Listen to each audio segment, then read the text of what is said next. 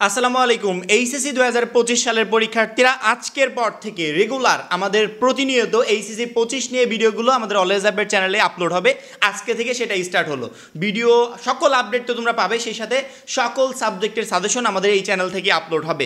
আমি জানি না যে ইতিহাসে এমন কোনো ব্যাচ আছে কি না যাদের পরীক্ষার ক্ষেত্রে এত পরিমাণ কড়াকড়ি নিয়ম চালু করা হয়েছে বা একই সাথে 33টা নির্দেশনা পাবলিশ করা হয়েছে।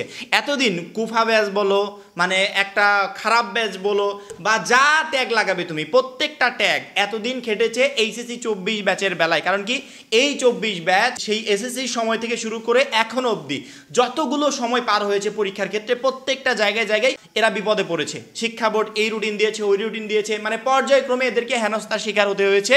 কিন্তু শিক্ষা বোর্ডের নির্দেশনার পর মনে হচ্ছে আরও একটা কুফা ব্যাচ আছে বা আরও একটা মানে দুর্ভাগা ব্যাচ আছে, যেটা এইচএসসি 25 ব্যাচ হিসেবে পরিচিত হবে। 33টা নির্দেশনা একসাথে কোনো ব্যাচের ক্ষেত্রে প্রকাশ হতে দেখি নাই, এবং নির্দেশনা প্রকাশ পেয়েছে ঠিক আছে, সেটা আমাদের কোনো প্রবলেম না। এই নির্দেশনার ভিতর সবচেয়ে দুর্ভাগ্যজনক নির্দেশনা হচ্ছে এইটা, যেটা নিয়ে টোটাল বাংলাদেশে তোলপাড়। শিক্ষার্থীরা প্রচণ্ড পরিমাণ ভয় আছে, সবার মনে একটা আতঙ্ক বিরাজ করছে যে এইচএসসি পরীক্ষার হলে কি হতে চলেছে। শিক্ষা বোর্ড আসলে করতে চাইছেটা কি? পরীক্ষা আসলেই এরকম হয়? এটা কি এইচএসসি পরীক্ষা নাকি বিসিএস এর কোনো পরীক্ষা হচ্ছে? প্রত্যেকের মাঝে এই টেনশন ঢুকে গেছে। সেটা হচ্ছে শিক্ষা বোর্ড যে নির্দেশনাগুলো পাবলিশ করেছে, যে 33টা নির্দেশনা, তার 12 নম্বর নির্দেশনায় আছে প্রতি 20 জন পরীক্ষার্থীর জন্য একজন কক্ষ পরিদর্শক পরীক্ষা কক্ষে দায়িত্ব পালন করবেন এবং প্রতিটি কক্ষে কমপক্ষে 2 জন করে দায়িত্ব পালন করবেন। সেই সাথে তারা বলেছে 13 নম্বর পয়েন্টে কমপক্ষে 3 ফুট দূরত্ব বজায় রেখে পরীক্ষার্থীর আসন ব্যবস্থা করতে হবে। এখানে আমি একটু বিষয়টা বলি ক্লিয়ার করে, যে আতঙ্কিত হওয়া বা ভয় পাওয়ার মতো কিছু নাই, আমি এই কারণে বলবো। কিন্তু শিক্ষা বোর্ড শিক্ষার্থীদেরকে ভয় দেখাচ্ছে, মানে আমি এখন যেভাবে বলবো এইভাবে তোমাদের ভয় লাগবে না, অতএব শিক্ষা বোর্ড যেভাবে দেখাচ্ছে সেভাবে তোমাদের ভয় লাগছে। এবং একই সাথে এই 33টা নির্দেশনা প্রকাশের কোনো দরকারও ছিল না, বা শিক্ষার্থীদের এভাবে আতঙ্কে ফেলানোর কোনো দরকারও ছিল না। শিক্ষা বোর্ড যে প্রথম দিকে এরকম একটা আতঙ্কে শিক্ষার্থীদেরকে ফেলে দিচ্ছে, পরবর্তীতে এদের পরীক্ষার সময় কি করবে আল্লাহ মাহবুদই জানে। এখানে আতঙ্কটা হচ্ছে প্রতি 20 জন পরীক্ষার্থীর জন্য একজন কক্ষ পরিদর্শক থাকবে। আচ্ছা, একটা রুমে আমি যদি একজন করে কক্ষ পরিদর্শক দিই, আচ্ছা একটা রুমে আমি কতজন শিক্ষার্থীকে কল্পনা করতে পারি? মনে করো 40 জন শিক্ষার্থী। একটা কক্ষে 40 জন শিক্ষার্থী পরীক্ষার হলে বসবে। অবশ্যই যখন পরীক্ষা হয়, আমরা যখন পরীক্ষা দিয়েছি, পরীক্ষায় তো আবার স্কুল ক্লাসের মতো না যে এক এক বেঞ্চে 4 জন 5 জন করে বসলাম। অবশ্যই নির্দিষ্ট একটা ডিস্টেন্স মেনটেন করে, যে বেঞ্চের ওই মাথায় একজন, বেঞ্চের এই মাথায় একজন, এরকম করেই তো বসে। এখানে নর্মাল একটা ইস্যু হওয়ার কথা ছিল যে পরীক্ষা নর্মালি প্রতি বছর যেরকম হয় এই বছরও সেরকম হবে, কিন্তু শিক্ষা বোর্ড এমনটা বলেনি। শিক্ষা বোর্ড বলেছে 3 ফিট দূরত্ব বজায় রেখে পরীক্ষা দিতে হবে। 3 ফিট দূরত্ব। আচ্ছা, নর্মালি আমরা যেভাবে পরীক্ষা দিই, বেঞ্চের ওই মাথায় একজন, এই মাথায় একজন, মাঝখানে কতটুকু দূরত্ব থাকে? তো কখনো ফিট মেপে দেখেছো? ফিট মেপে দেখো তো প্রতি বছরের তুলনায় এই বছর কিছু পার্থক্য আছে কিনা, ওই সেম কোয়ালিটি। এমনটা না যে আগের বছরে 24 সালে যেই বেঞ্চে পরীক্ষা হয়েছিল 25 সালের জন্য সেই বেঞ্চটা লম্বা করবে, বড় করবে, এমনটা তো আর না। ওই একই বেঞ্চে পরীক্ষা হবে। একটা শিক্ষার্থী যখন বেঞ্চের ওই মাথায় আর একটা শিক্ষার্থী ওই মাথায় বসবে, তখন মাঝখানে কয় ফিট হয় একটু মেপে দেখো।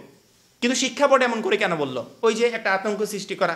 আমার মনে হয় যে আতঙ্ক তো আমরা সৃষ্টি করবো, আমাদের কাজ ছিল না আতঙ্ক সৃষ্টি করা। যে কন্টেন্ট ক্রিয়েটররা এই একটা ছোট্ট একটা নিউজ নিয়ে এত বড় আতঙ্ক সৃষ্টি করছে, অথচ আমরা শিক্ষার্থীদেরকে বোঝাচ্ছি ভয় পাওয়ার কোনো দরকার নেই, আতঙ্কিত হওয়ার কোনো দরকার নেই। প্রতি বছর এই নিয়ম, একই নিয়ম থাকে। শিক্ষা বোর্ড এখানে ঘটা করে প্রকাশ করেছে তাই, কিন্তু প্রতি বছর এরকম ঘটা করে প্রকাশ করে শিক্ষার্থীদের মনে আতঙ্ক সৃষ্টি করে না।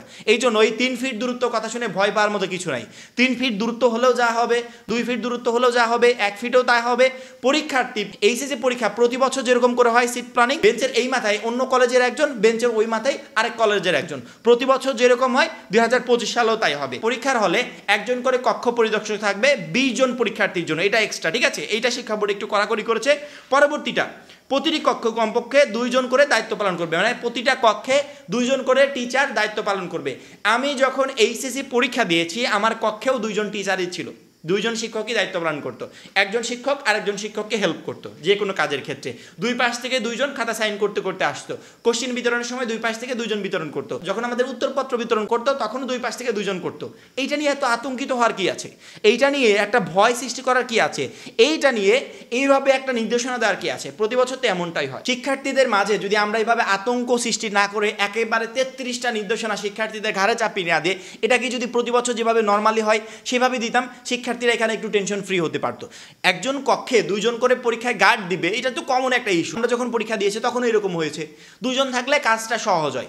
একজন ওই মাথা থেকে প্রশ্ন দিতে দিতে আসবে, পরবর্তীতে এই মাথায় এসে শেষই করতে পারবে না, প্রশ্ন বিতরণ করতে করতে মানে প্রথম দিকে ঠিকই টাইম মতো পাবে, ওই পাশের শিক্ষার্থীরা আবার প্রশ্ন পাবে কখন জানো, মানে 2 মিনিট 3 মিনিট পর গিয়ে। সেক্ষেত্রে দুইজন থাকলে এই বিষয়টা ইজি হবে। খাতা দেওয়ার ক্ষেত্রেও তাই, প্রত্যেকটা বিষয়ের ক্ষেত্রে কাজটা সহজ হবে। সেক্ষেত্রে একটা এইচএসসি পরীক্ষার রুমে তো দুইজন করে শিক্ষক দায়িত্ব পালন করবে, কিন্তু এইটাকে এমনভাবে ফুটিয়ে তোলা হয়েছে এবং বিভিন্ন নিউজ মাধ্যম, সব থেকে বড় কথা বিভিন্ন বড় বড় টিভি চ্যানেলগুলো এইটাকে এমনভাবে টাইমলাইন করে এমনভাবে পোস্ট করে প্রকাশ করছে, এইচএসসি ব্যাচের প্রত্যেকটা শিক্ষার্থীর মনে এই বিষয়টা নিয়ে একটা আতঙ্ক তৈরি হয়ে যাচ্ছে। আমরা এই বিষয়টাকে আমি যেভাবে সহজ করে দেখলাম যে প্রতি বছরই তো এমনটা হয়, সেভাবে যদি সহজ করে সবাই দেখতো তাহলে এটা নিয়ে শিক্ষার্থীর আতঙ্কে থাকতো না।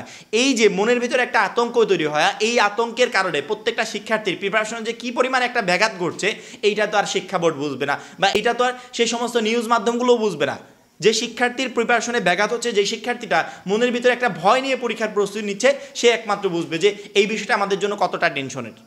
প্রত্যেকটা শিক্ষার্থীকে বলবো যে এই নির্দেশনাগুলো এমনটা না 2025 সালে এসে নতুন কিছু তারা করছে।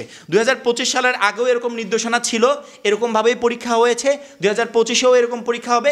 এখানে ভয় পাওয়া বা টেনশন করার মতো কিছু নাই। তোমরা রিল্যাক্সে পরীক্ষার জন্য প্রিপারেশন নাও, যাতে পরীক্ষার হলে গিয়ে একটা বেস্ট রেজাল্ট করতে পারো। আমি এতদিন এই বিষয়গুলো নিয়ে ভিডিও বানাই নাই, 33টা নির্দেশনা অনেক আগেই আসছে, কিন্তু রিসেন্টলি মানে ফেসবুকে ঢুকে যাচ্ছে না, প্রত্যেকটা শিক্ষার্থীর একই পোস্ট যে 2025 সালে এত কড়াকড়ি নিয়ম করছে।